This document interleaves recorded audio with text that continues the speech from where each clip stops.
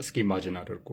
ምንም ምልክቶችን ሳይሰጥ ማስጠንቀቂያ ሳይሰጥ የደም ስሮቻችን እንዲዘጉ የሚያደርግ ብዙ ዳሜጅ የሚያመጣ በሽታ ሃይ ኮሌስትሮል ወይም ሃይፐርሊፒዲሚያ።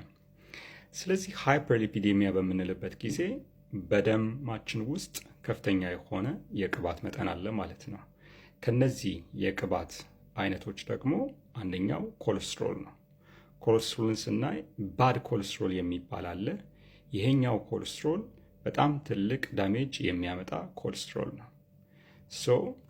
በአጠቃላይ ደም ስሮቻችን ወደ ተለያየ የአካል ክፍል ደምን የሚወስዱ ደም ስሮቻችን በዚህ ኮሌስትሮል ምክንያት ብሎክ ሊደረጉ ይችላሉ።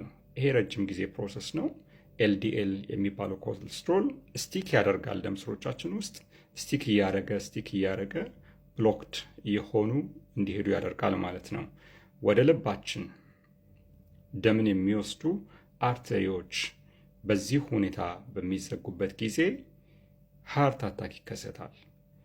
ወደ አንጎላችን ደምን የሚወስዱ አርተሪስ በዚህ ሁኔታ በሚጎዱበት ጊዜ ብሎክ በሚሆኑበት ጊዜ ስትሮክ ይከሰታል። ከዚያም ባለፈም ደግሞ ይህ አይነት ሁኔታ በተለያዩ የአካል ክፍሎች ከአንጎልና ከልብ ውጪ ወደ ተለያዩ አካል ክፍሎች ላይ ሊከሰት ይችላል። ይህንን ሁሉ ነገር ግን ፕሪቨንት ማድረግ እንችላለን። ፕሪቨንት የምናደርገው እንዴት ነው? አንደኛ በመለካት ሊፒድ ፕሮፋይላችንን መለካት ያስፈልጋል። የኮሌስትሮል መጠን ምን ያክል እንደሆነ መታየት ያስፈልጋል። በሚቀጥሉት ቪዲዮዎቼ ስለ ሊፒድ ፕሮፋይል አስረዳችኋለሁ። መልካም ሼር አድርጉ።